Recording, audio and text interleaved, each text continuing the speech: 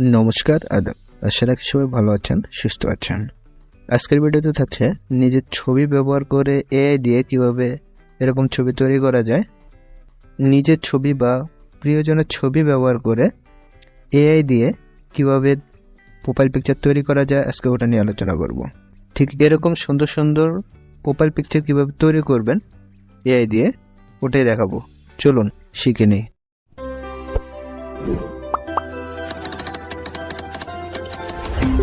JOYDEY Tech Bangla Pro. Subscribe now. Being image creator app বা ওয়েবসাইটে প্রবেশ করে এখানে ক্রিয়েট বক্সে একটি ডেসক্রিপশন লিখে দেব। ডেসক্রিপশনটি ভিডিও ডেসক্রিপশন বক্সে দেওয়া থাকবে। ডেসক্রিপশনের মধ্যে আপনি আপনার জন্ম সালটা বসাবেন এবং আপনি আপনার নাম বা প্রিয় মানুষের নাম, ইউজার নেম বসিয়ে নেবেন। আমি আমার নাম দিয়ে দিলাম, এখানে দিয়ে ক্রিয়েটে ক্লিক করলাম। এআই আমাদের 4টি করে ছবি তৈরি করে দেবে। এখান থেকে একটি ছবিতে সিলেক্ট করে এই ছবিটি আমি ডাউনলোড করতে হলে 3 ডট মেনুতে ক্লিক করব, ডাউনলোডে ক্লিক করব। ছবিটি ডাউনলোড হয়ে গেলে remaker.ai ওয়েবসাইটে প্রবেশ করব। ওয়েবসাইটে প্রবেশ করলে নিচে স্ক্রল করব, পেজ শাপ নাওতে ক্লিক করব। আপলোড অরিজিনাল ইমেজ, মানে আমি এর মাধ্যমে যে ছবিটি এখন ক্রিয়েট করলাম ওই ছবিটি এখানে আপলোড করব।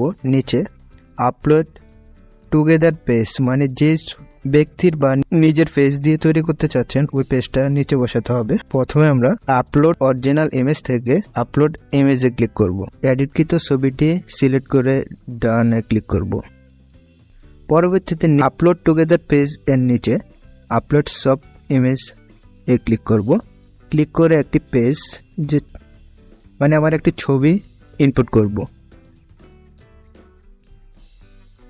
ছবিটি ইনপুট করা হয়ে গেলে শাপ এ ক্লিক করব। কিছুক্ষণ অপেক্ষা করতে হবে, ধৈর্য সহকারে অপেক্ষা করে নেব। আমার পেজটি ম্যাচ করা হয়ে গেছে।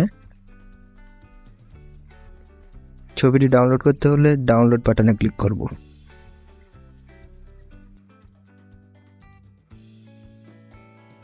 দেখে নেব ছবিটি কেমন হয়েছে, কোয়ালিটি জুম করলাম। ছবিটি সম্পূর্ণ এইচডি কোয়ালিটির, পেজের সাথে সাধারণ মিল থাকবে। ভিডিওটি ভালো লাগলে ভিডিওটিতে একটি লাইক, কমেন্ট এবং সাবস্ক্রাইব করতে ভুলবেন না।